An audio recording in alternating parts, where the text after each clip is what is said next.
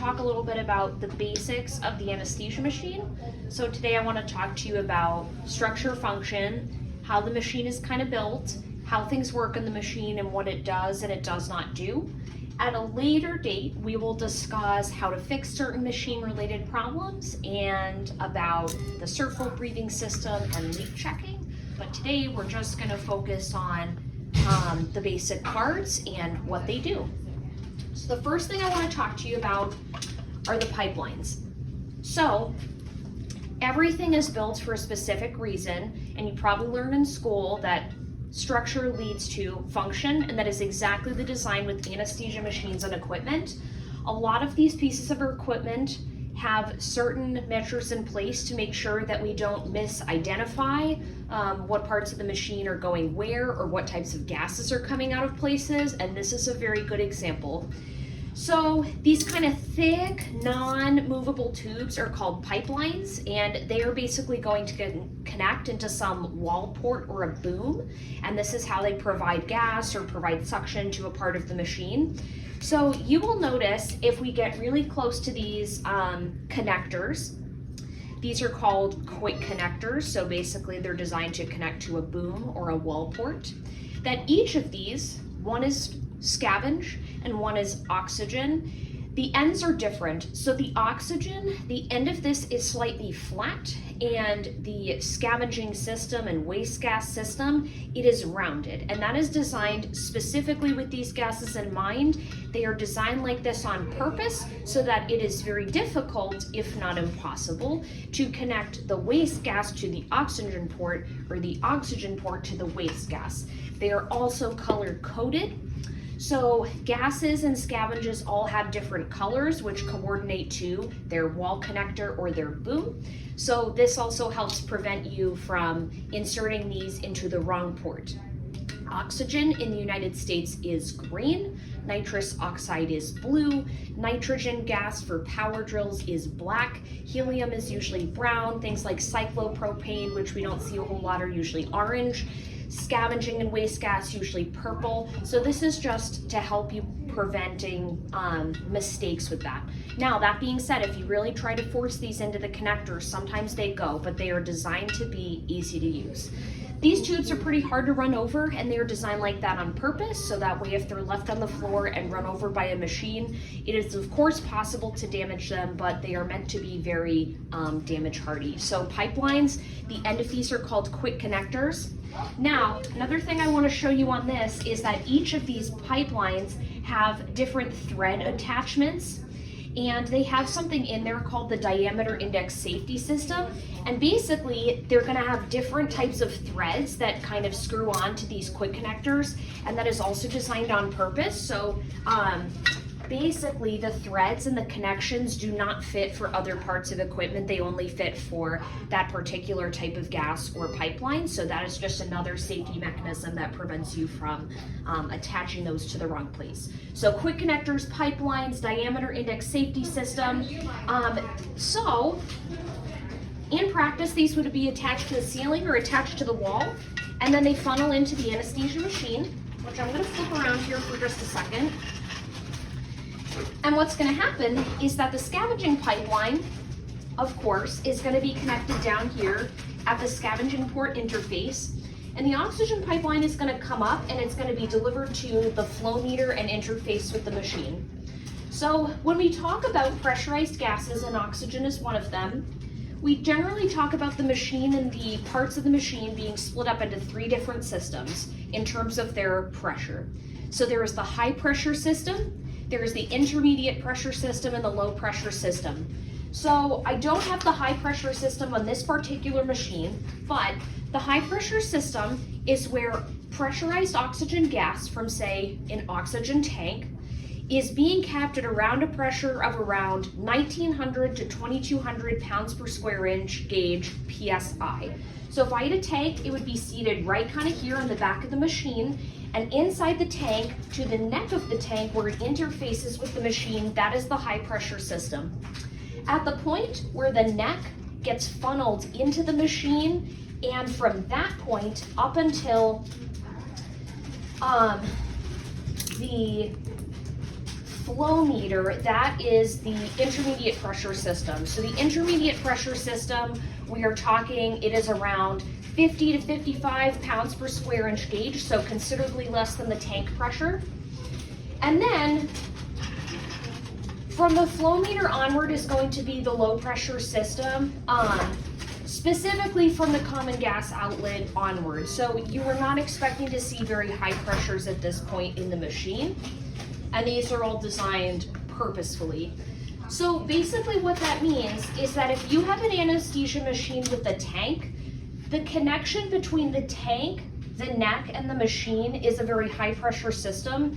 And what I want you to remember about that is that all of those parts are pretty fragile. So when you are handling tanks in practice, it is never acceptable to hold them by the top of the tank or the neck, because that is the most fragile part of the tank. And because the tank is filled with pressurized gas, if you drop that, or if there is some type of leak in the top of the tank, it will hiss, and there also can be an explosion. So when handling tanks, hold it like a baby and hold it with 2 hands and have full control of it at all times. And never stand a tank up like this. If you need to rest it and you don't have a place to put it, like a carry cart, I would recommend lying it down on its side and try to prevent it from rolling. So that's the deal about the high pressure system and carrying oxygen tanks. So the gas is going to be funneled into the machine, and the first place that it's going to go is up into this apparatus here. So I have 2 things here. I have the oxygen flush valve, which is this guy, and then I have this, which is the flow meter. So flow meters are designed to work with specific types of gases. So you would never put nitrous oxide into an oxygen flow meter, and you would also never have oxygen into a nitrous oxide flow meter. And that is because the flow meter is designed to work with gases of different densities. So if you put a gas with a different density in that flow meter, the output of the gas and also your vaporizer is going to be changed. So again, they're designed for use with a specific agent, which makes a lot of sense. The oxygen flush valve is another way that we can deliver oxygen through the anesthesia machine other than the flow meter. So the flow meter you can set from basically 0.2 liters a minute up to around 4 or 5 liters per minute of oxygen. The oxygen flush valve bypasses some of the machine network, and the oxygen flush valve delivers gas at a rate of 50 to 75 liters per minute. Okay, so if it's delivering just over 60 liters per minute of gas, what this means is that if you press this button, you are going to be delivering 1 liter of oxygen gas through the system a minute. So for that reason, it is never acceptable to press the oxygen flush valve while you have an anesthetized patient attached to the system. The reason why this is because if you press this button, you will probably very quickly exceed total lung capacity in that animal, and it is possible that you will cause them lung trauma, and they can actually die from this. So I would highly recommend not pressing this button while you have a patient attached, but it is absolutely fine to do this when you are leak checking and there's no patient on the system. So the flow meter is another way we can deliver oxygen gas to the patient, and it works on the principle of densities. So there is an adjustable knob here, which basically tells you how much you can put into the flow meter. And there's a little structure inside. It's usually a silver ball, or it looks like a cup, called a bobbin. So this structure is called the rotimeter.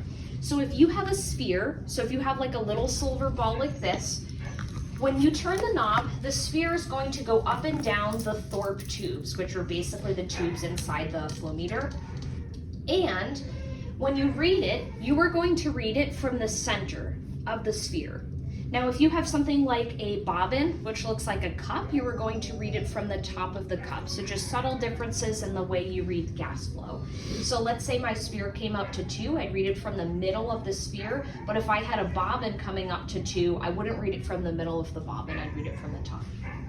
So the next place that the gas goes is that it either bypasses the vaporizer, the vaporizing chamber, or it goes into the vaporizer. So on this particular machine, we have an isoflurane vaporizer, which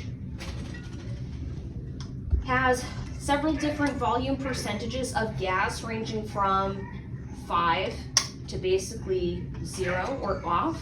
And what is going to happen is that when you press this button, you are going to be able to turn the top of the vaporizer to, you know, whatever gas you want.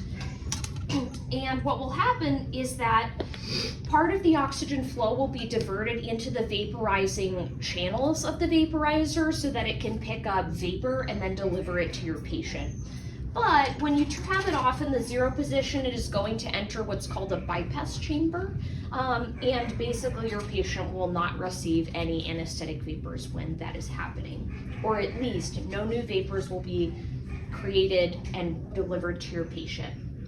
So there's this. The next couple structures I want to talk about are related to specifically the circle breathing system, which we will come back to later in a more detailed talk. So the next place that this is going to go is that it's going to come from, you know, the wall of the pipelines through the flow meter into your vaporizer. And then it's going to go over here. So we have an inspiratory valve and an expiratory valve, and it's housed in a little chamber. And the valve is like this very thin membrane, and its purpose is when the oxygen flow is going in, it's going to flip up and then flip back down, and the purpose of that is to get the gas from the machine and shoot it over to the patient. Okay, so it's going to come from the fresh gas outlet through the inspiratory valve and be shut out to the patient and go up the inspiratory limb of the breathing system and be delivered to the patient, and then they're breathing anesthetic vapors and carrier gas, which in this case would be oxygen. And then on the way out, the patient is going to breathe out, the gas is going to travel up the expiratory limb, and the expiratory valve is going to do something very similar. The patient breathes out, the valve is going to lift up, and then it's going to come back down and shoot the rest of that gas over to the next part of the breathing system, the circle breathing system that is. And right beneath the expiratory valve and the expiratory limb, we have basically a little cylinder. This is called the bag mount. So this is where the reservoir bag goes. The reservoir bag is usually a distensible, flexible bag. The bag needs to be big enough to accommodate a couple of things. It needs to be able to accommodate a vital capacity breath, which is basically a way of saying the biggest breath that the animal can take. So the biggest breath in and the biggest breath out that they can take. It also needs to account for the minute volume. So basically the amount of air that the patient moves in a minute. Because the idea behind the reservoir bag is that it is a, as the name states, reservoir for gases that the patient and the circle breathing system can work out of.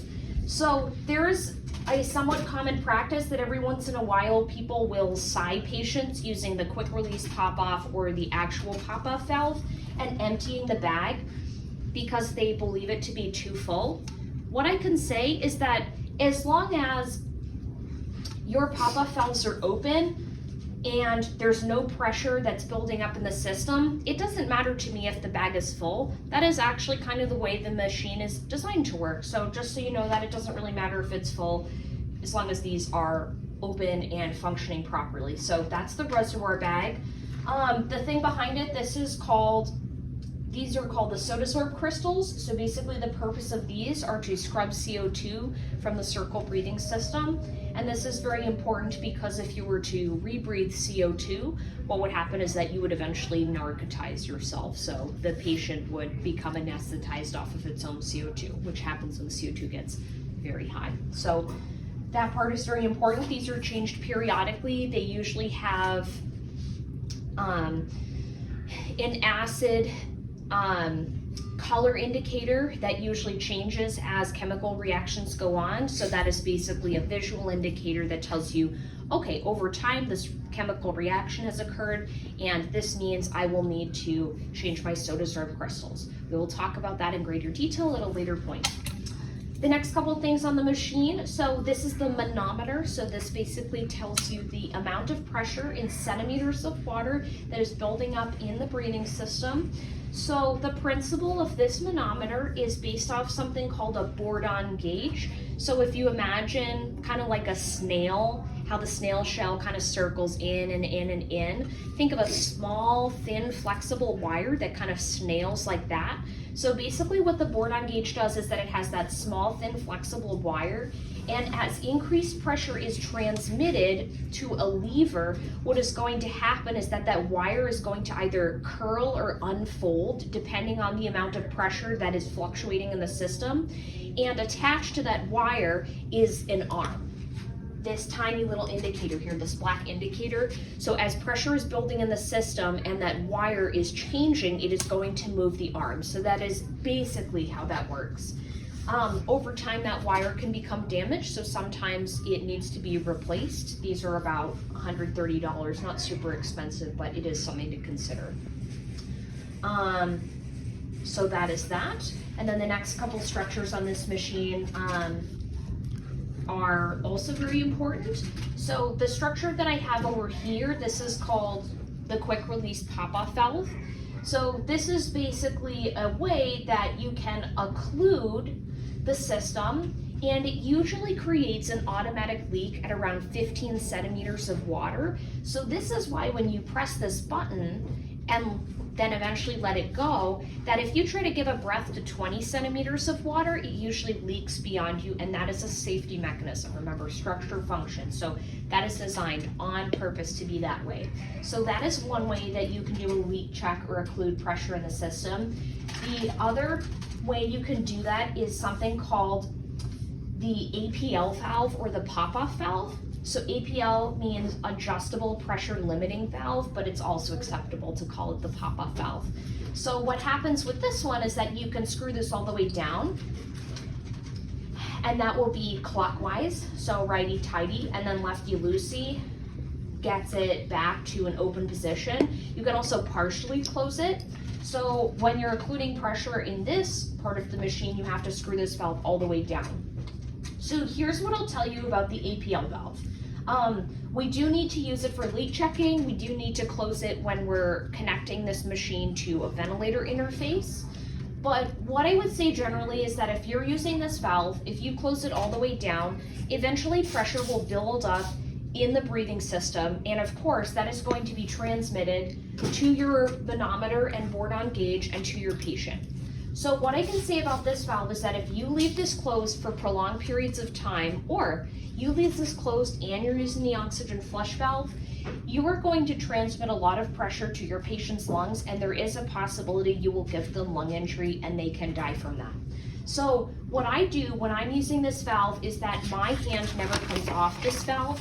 So I touch it, I put it all the way down, I do my leak check, and then the first thing I say is the pop-off valve is open, and I allow myself to take that open. So that's just a way for me to remember. If I touch it, my hand never leaves it, and then I open it. It's part of my leak check every time, so I would encourage you to do that as well. And we will talk about that during circle breathing systems.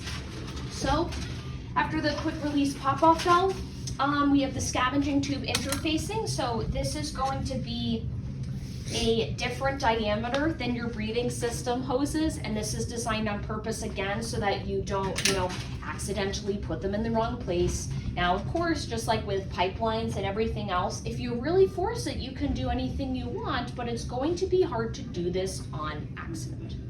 So this tubing is going to go down to the scavenging interface, and we generally have two types of scavenging. We can have passive scavenging, or we can have active scavenging. So with this particular machine, we have it go down to an interface, and then the waste anesthetic gases and scavenged gases are going to be suctioned. And this will be accomplished using some negative pressure suction. So when you actually connect these interfaces to a wall or to a boom, two things I want you to know is that usually they kind of click in, so they make kind of a satisfying click when they go in. That's how you know that they're seated properly. This one doesn't usually make any noise, it just kind of clicks. Oxygen is a pressurized gas. We talked about how this pipeline is a pressure of around 50 to 55 psi, pounds per square inch. When you attach this to an interface, it usually makes a small noise. And that's just because it's pressurized. That's absolutely normal. And sometimes what you will hear as this is working is a small kind of baseline hum. It's very quiet, and that is completely normal. Now, if you attach this and it sounds like it's spitting, like it's going, and it's really loud, you probably have a leak somewhere, and I would recommend removing it from your interface and getting that checked out or calling for someone for advice. So in summary, everything is designed with a specific function in mind. These are color coded, they have different diameters, they also have different connectors. This should never be pressed when attached to a live patient.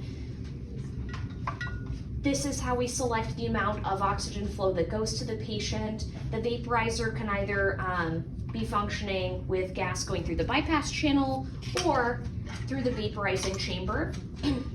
We can open this part of the vaporizer to open this channel here and fill it up, or we can use this little interface here to drain it, and then we can fill the vaporizer and see how much liquid is in there. You should not fill it over the blue line at the top, because when you do that, you might actually over deliver vapor. So just make sure that you keep it, the meniscus, below the blue line.